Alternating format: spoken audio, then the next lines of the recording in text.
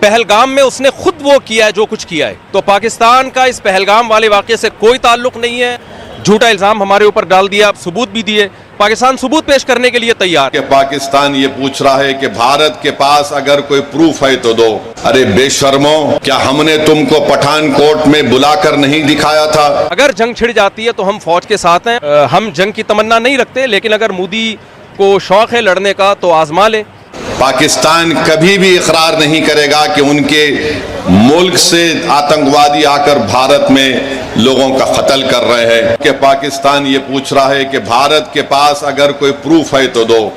ارے بے شرمو, کیا ہم نے تم کو پٹھان کوٹ میں بلا کر نہیں دکھایا تھا کہ پٹھان کوٹ ہمارا ایئر فورس کا بیس میں تمہارے آتنکوادی آ کر وہاں پر کوہرام مچا کر گئے.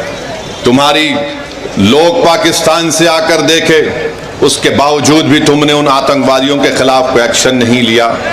26/11 کا واقعہ ہوا, میں جانتا ہوں آندھرا تلنگانہ میں نظام آباد ایک علاقہ ہے, وہاں کی ہماری ایک بیٹی جس کی شادی ہو کے چند دن ہوئے تھے, اس نے اپنے خاندان والوں کے ساتھ وی ٹی اسٹیشن پر تھی.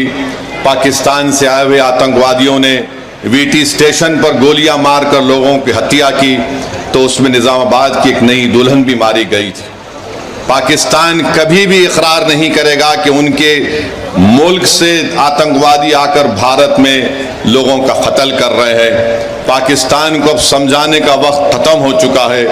میں بڑی ذمہ داری کے ساتھ جذبات میں لائے بغیر کہہ رہا ہوں کہ یہ وقت جواب دینے کا ہے, یہ وقت سوچنے کا نہیں ہے.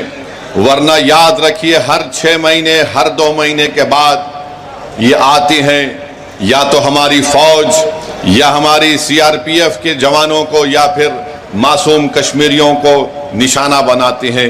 تو ہم امید کرتے ہیں کہ ہماری حکومت ان کے خلاف ایک مؤثر اقدام کرے گی.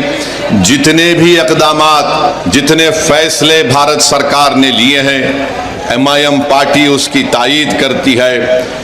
جیسے بھی ہو, پاکستان کو اگر کمزور کرنے کے لیے ان کی معیشت کو, ان کے اکانومی کو کمزور کیا جا سکتا ہے تو برابر کیا جانا چاہیے. اور جو بھی طریقہ کار حکومت استعمال کرے گی, ہم امید کرتے ہیں کہ آتنکواد ختم ہوگا. یہ دیش کا مسئلہ ہے, یہ کوئی سیاسی مسئلہ نہیں ہے. پاکستان مردہ باد, پاکستان مردہ باد, بھارت زندہ باد, بھارت زندہ باد.